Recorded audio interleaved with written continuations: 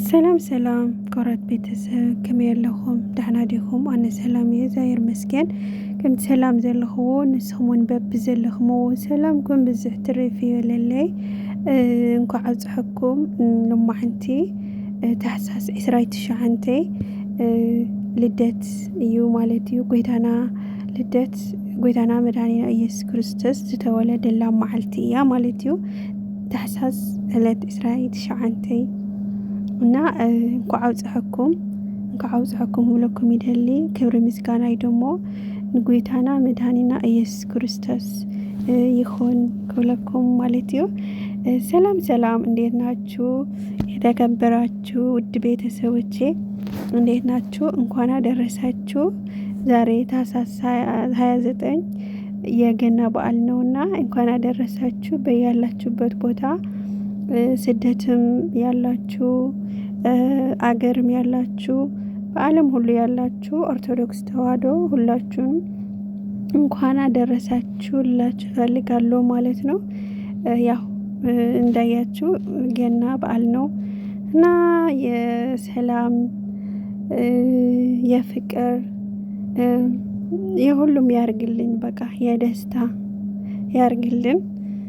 ለተጨነቀንም ጭንቀታችን መፍትሄ ይፍጠርልን። ሁሉም መከራ ውስጥ ያለንም እግዚአብሔር ራሱ መከራችንን ያቅልልን እና ኮራት ቤተሰብ ደግሞ ሁልና በብዘለናዮ ሰላም ራህዋ ፍቅሪ ዝዓሰለ ይግበረልና። ጽቡቕ ናይ ልደት በዓል ይግበረልና ማለት እዩ። ኣብ ስደት ዘለና ኣብ ተፈላለዩ ቦታ ለለና ኣብ ሃገር ኣብ ተፈላለዩ ሃገር ለለና እንኳዕ ተኸተልቲ እምነት ኦርቶዶክስ ተዋሕዶ እንኳዕ ኣብፅሐኩም ክብለኩም ይደሊ ማለት እዩ። ሰላም ናይ ፍቅሪ ደሞ ይግበረልና እና ናይ ጎይታና መድኃኒና ኢየሱስ ክርስቶስ ናይ ልደቱ ንእሽቶን ጽሑፍቲ ካኤፍ ብዘምጻኽዋላና ሓቢርና ንስማዕያ ማለት እዩ። እስከ መጨረሻ ተከታተሉኝ። በአማርኛ የምጽያ እና እስከ መጨረሻ ተከታተሉኝ። አንድ ትንሽ ጽሑፍ አለኝ። አንድ አምላክ በሚሆን አብ ወልድ መንፈስ ቅዱስ ስም አሜን።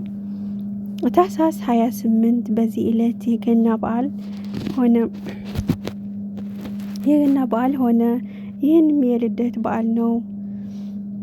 አንደኛው አገር ሰዎች 150 ወንዶች 24 ሴቶች በሰማዕትነቱ ሞቱ።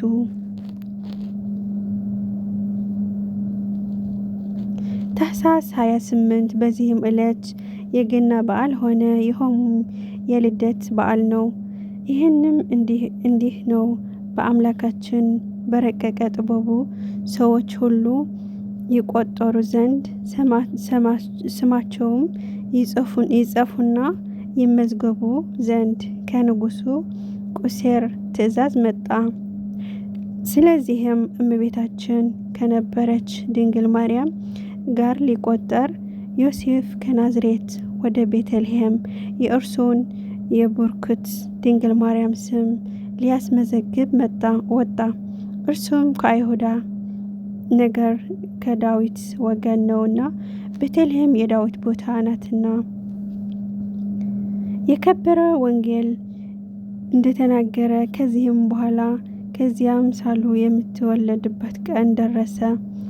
የብኩር ልጇንም ወለደች። አወራ ጣቱንም አሰረችው፣ በጨርቅም ጠቅልላ በብረት አስተኛችው። ለማደሪያቸውም ቦታ አልነበራቸውምና በዚያ ሰፈር እረኞች ነበሩ። ሌሊትም በየተራቸው ተግተው መንጋቸውን ይጠብቁ ነበር። እነሆ የእግዚአብሔር መልአክ አጠገባቸው ቆመ። የእግዚአብሔርን ብርሃን በያላቸው በራ። ታላቅ ፍርሃት ፈሩ። መልአኩም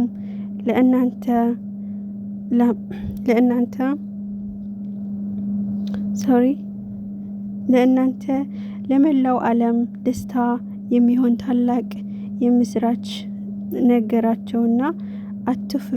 አናገራቸውና አትፍሩ አላቸው። እነሆ ዛሬ በዳዊት አገር መድኃኒት የሆነ ጌታ ክርስቶስ ተወልዷቸዋልና ለእናንተም ምልክት እንዲህ ነው፣ ሕፃኑ አወራ፣ ጣቱንም ታስሮ በጨርቅ ተጠቅልሎ በበር ውስጥ ተኝቶ ታገኙቸዋላችሁ አላቸው። ድንገትም ከዚያ መልአክ ጋር ብዙ ሰማይ ሰራዊት እግዚአብሔር እያመሰገኑ በሰማይ ለእግዚአብሔር ምስጋና ይሁን፣ በምድርም ሰላም በሰው በጎ ፍቃድ እያሉ መጡ። ከዚህም በኋላ መልአክ ከእነርሱ ዘንድ ባረገው ጊዜ እነዚህ እረኞች ሰዎች እርስ በርሳቸው ኑ ወደ ቤተልሔም ሄደን ይህንን እግዚአብሔር የገለጠውን ነገር እንወቅ አሉ። ፈጥነውም ሄዱ። ማርያምና ዮሴፍ ሕፃኑም በበረት ውስጥ ተኝተው አገኛቸው። አይተውም እየተነገራቸው ለዚህ ሕፃን እንደሆነ አወቁ። እረኞች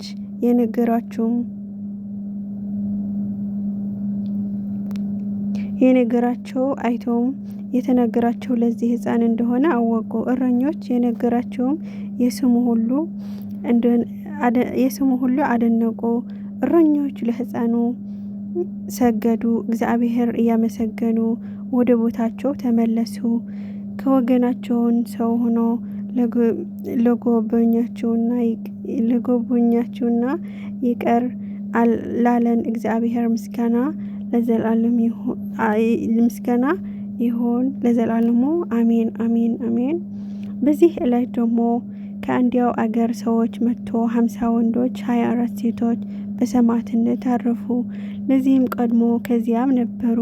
እንዲያውም መኳንን የነበረ ሶርያዊ ጳውሎስን በሚያሰቃየው ጊዜ ከዚያ ነበሩ።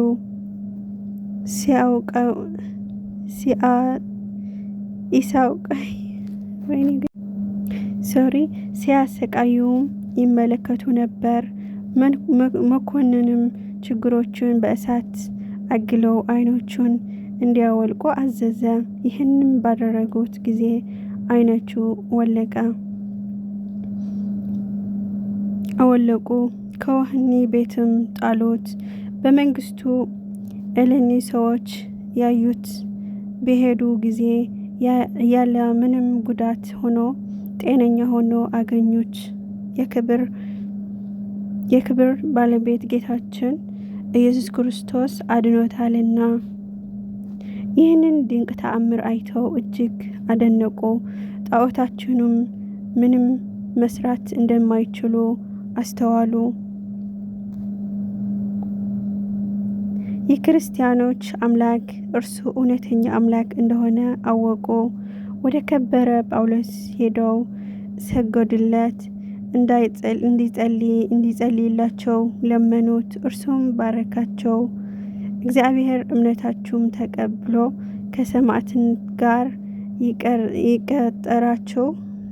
ይቁጠራችሁ አላቸው። ከዚህም በኋላ ወደ መኮንኑ ቀርበው ክብር ባለቤት በጌታችን ኢየሱስ ክርስቶስ ታመኑ። መኮንኑም ራሳቸውም ቆረጣቸው ብሎ አዘዘና ቆረጧቸው። በመንግስተ ሰማያት የሰማዕትነት አክሊልን ተቀበሉ። እግዚአብሔር ምስጋና ይሁን። እኛም ሰማዕታት ጸሎት ይማረን ለዘላለሙ አሜን አሜን አሜን። ውዶቼ ይሄን ይመስል ነበረ ያነበብኩት የኢየሱስ ክርስቶስ ታሪክ ጽሑፍ ነው ማለት ነው። ውዶቼ ስላዳመጣችሁኝ አመሰግናለሁ። እና ኩራት ቤተሰብ ዛልነበረት ጽሑፍ ተረዲአትኩም ዝብል ተስፋ ኣለኒ። ኩራት ቤተሰብ ናይ ታሪክ ጽሑፍና ጎይታና መድኃኒና ኢየሱስ ክርስቶስ ጽሑፍቲ እያ ማለት እዩ። ኩራት ቤተሰበይ ብጣዕሚ ደስ ዝብል እዩ። ደስ ዝብል ታሪክ እዩ። ጎይታና ኢየሱስ ክርስቶስ ያው ታሕሳስ ዕለት 29 ኣብ ቤተልሔም ከም ዝተወለደ ኢና ንፈልጥ ማለት ኢና ኳዓ ፅሕና ልገና ተወለደሉ መዓልቲ ማለት ኢና ተሰናዩ ክዓፅሐኩም